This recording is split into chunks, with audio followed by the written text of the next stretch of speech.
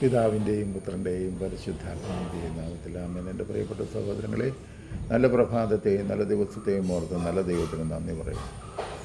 ഈ ദിവസം കൂടി ജീവിച്ചിരിക്കാൻ, ആരോഗ്യത്തോടെ ആയിരിക്കാൻ, പരിശുദ്ധ ബലിയിൽ പങ്കെടുക്കാൻ നൽകിയ വലിയ സ്നേഹവും സംരക്ഷണത്തിനുമായി ദൈവത്തിന് നന്ദി പറഞ്ഞുകൊണ്ട്, എൻ്റെ പ്രിയപ്പെട്ട സഹോദരങ്ങളെ, ഒരുപാട് ധ്യാനങ്ങളും ധ്യാനഗുരുക്കന്മാരും കൺവെൻഷനുകളും എത്ര വെറൈറ്റിയിലുള്ള ധ്യാനങ്ങളൊക്കെയാണ് നടന്നതും നടത്തിയതും.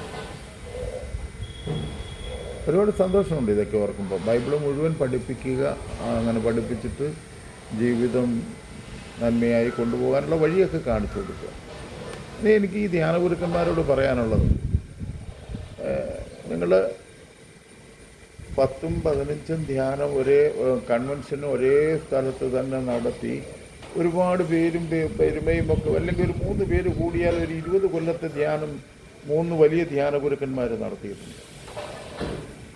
നിങ്ങളിപ്പോഴും നടത്തിക്കൊണ്ടിരിക്കുന്നുണ്ട്, നല്ലതാണ്. പക്ഷെ ഞാനൊരു കാര്യം നിങ്ങളോട് ചോദിക്കട്ടെ, നിങ്ങൾ ഈ ധ്യാനം നിങ്ങൾ ഈ കൺവെൻഷൻ നടത്തി, ധ്യാനം നടത്തി, ഇതുപോലുള്ള സ്ഥലങ്ങളും പ്രദേശങ്ങളും ധ്യാന കേന്ദ്രങ്ങളും എല്ലാം നിങ്ങളൊന്ന് ചിന്തിച്ച് നോക്കിക്കേ. നിങ്ങൾ ധ്യാനം നടത്തിയിട്ട് ഇപ്പോൾ ഈ ജനം എങ്ങനെ ജീവിക്കുന്നതെന്നൊന്ന് അന്വേഷിക്കാം.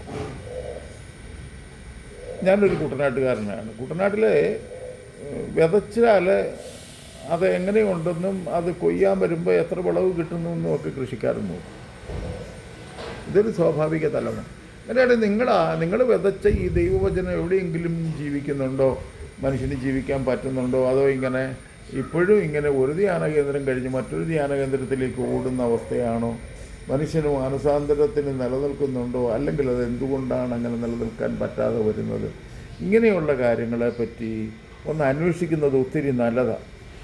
ഒരു ചെറുപ്പത്തിൽ ധ്യാനം തുടങ്ങിയ ധ്യാനഗുരുക്കന്മാരെല്ലാം ഇപ്പോൾ വയസ്സായി. ധ്യാനിപ്പിച്ച് ഇനിയിപ്പോൾ ധ്യാനിപ്പിക്കാനായിട്ട് ബൈബിളിനെ സംബന്ധിച്ചിടത്തോളം ഒരിക്കലും വിഷയമില്ലാതെ വരില്ല. അതുകൊണ്ട് ബൈബിള് എവിടെ നിന്ന് ഏത് ഭാഗം തുറന്നാലും ധ്യാനിപ്പിക്കാനായിട്ട് പറ്റുന്ന വലിയ വലിയ കാര്യങ്ങളാണ് ബൈബിളിലുള്ളത്. പക്ഷെ ഒരു കാര്യം ചിന്തിക്കുക, നിങ്ങൾ ഈ ധ്യാനിപ്പിച്ച് പോയിടത്ത് ഇപ്പം എങ്ങനെ ദൈവജനം ജീവിക്കുന്നു? 25ാമത്തെ കൺവെൻഷൻ, 30ാമത്തെ കൺവെൻഷൻ, ഇത്തവണ വേറൊരു ആളാണ് വരുന്നത്.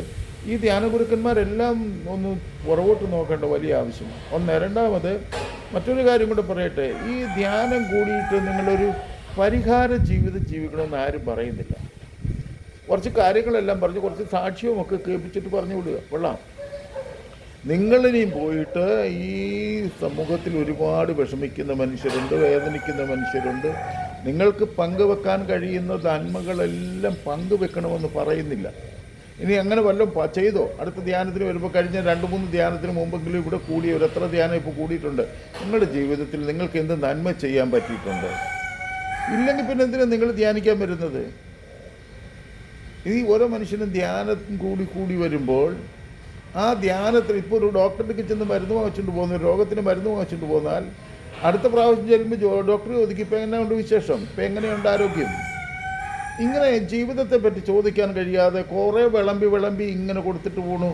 ദഹിക്കുന്നതും ദഹിക്കാത്തതുമെല്ലാം ഇങ്ങനെ വലിച്ചെറിഞ്ഞിട്ട് പോകുന്ന ഈ ധ്യാനഗുരുക്കന്മാരെ, നിങ്ങൾ ഈ പ്രസംഗങ്ങളൊന്നും നിർത്തിയിട്ട് പ്രവൃത്തിയുടെ മേഖലയിൽ ജനം എങ്ങനെ പ്രവർത്തിക്കുന്നു എന്നൊന്ന് അന്വേഷിക്കുന്നത് ഒരുപാട് നല്ലതല്ലേ? ഇന്ന് പരിശുദ്ധ കുർബാന സ്വീകരിച്ചിറങ്ങുമ്പോൾ മനസ്സിലുണ്ടായ ഏറ്റവും വലിയ ചിന്തയാണ്. കാരണം ഒരുപാട് കൺവെൻഷനുകൾ നടത്തിയ ഈ എറണാകുളം അങ്കമാലി അതിരൂപതയിൽ ഇന്ന് ഈ കൺവെൻഷൻ കൂടിയവരും ധ്യാനം കൂടിയവരുമായ മക്കളാണ് ഇന്ന് ദൈവത്തിൻ്റെ ശത്രുക്കളായി. ധ്യാനിപ്പിച്ച ധ്യാനഗുരുക്കന്മാർ സഭയ്ക്ക് ശത്രുവായി, ദൈവത്തിന് ശത്രുവായി, ദൈവജനത്തിന് ശത്രുവായി നിൽക്കുമ്പോൾ എവിടെയോ കുഴപ്പമില്ലേ? ഈ പറഞ്ഞേച്ച് പോകുന്നവൻ, ഈ കേട്ടവൻ ഇതുവരെയും ചെയ്തോ എന്നൊന്ന് അന്വേഷിക്കണ്ടേ?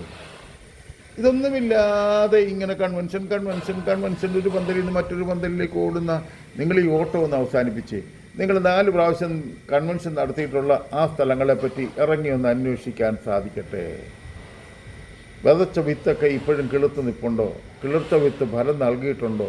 ഫലം നൽകിയിട്ടില്ലെങ്കിൽ ചുവട് കിളച്ച് വളവിടാനാണ് അടുത്തത്, അതല്ലെങ്കിൽ വെട്ടിക്കളയുമെന്ന് പറയുവാൻ തക്ക തരത്തിൽ ഒരു കൃപയുടെ ജീവിതമോ കൃപയുടെ ദർശനമോ ഇല്ലാതെ പോകുന്ന ഒരു കാലഘട്ടമായത്. ധ്യാനകേന്ദ്രങ്ങളിൽ ഇപ്പോൾ ആൾ വരുന്നില്ല. ആയിരങ്ങൾ വന്നുകൊണ്ടിരുന്നിടത്ത് ഇപ്പം 100 പോലും തികയുന്നില്ല. അത് ധ്യാന ഗുരുക്കന്മാരുടെ കുഴപ്പമാണോ? അല്ല.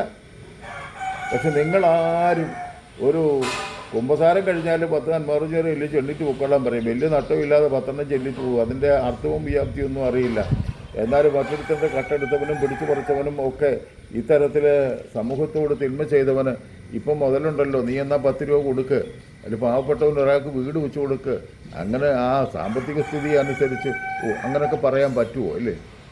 പരിഹാരം ജീവിതത്തിൽ ചെയ്യുന്നില്ലെങ്കിൽ പിന്നെ പറഞ്ഞ പാപം എങ്ങനെ മോചിപ്പിക്കപ്പെടുന്നത്?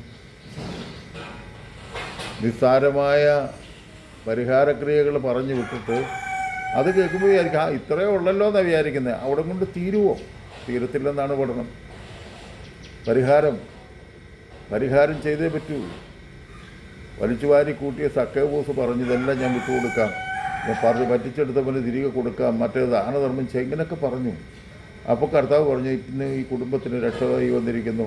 എന്നിട്ട് ആ സക്കേബൂസിന് ഒരു അഡ്രസ്സ് കൂടെ കൊടുത്തു. ഇവനും അബ്രാഹാമിൻ്റെ പുത്രനാണ്. കൃത്യം അഡ്രസ്സ് കിട്ടിക്കഴിഞ്ഞതോടുകൂടി അദ്ദേഹം മര്യാദക്കാരനായിട്ട് ജീവിച്ചു.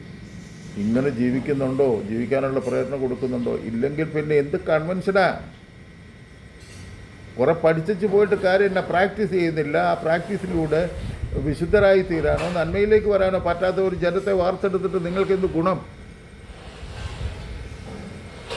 അതുകൊണ്ട് ഇന്ന് പരിശുദ്ധ കുർബാന കഴിഞ്ഞപ്പോൾ കിട്ടിയ ഒരു വലിയ സന്ദേശമാണ്. അതുകൊണ്ടാണ് ഞാനിത് പങ്കുവെക്കുന്നത്. ദൈവത്തിൻ്റെ പരിശുദ്ധാത്മാവ് തന്നെയാണ് ഇതിന് പ്രേരിപ്പിച്ചതെന്നുള്ളത് 100% ഉറപ്പുള്ളത് കൊണ്ടാണ് നിങ്ങളോട് പറഞ്ഞത്.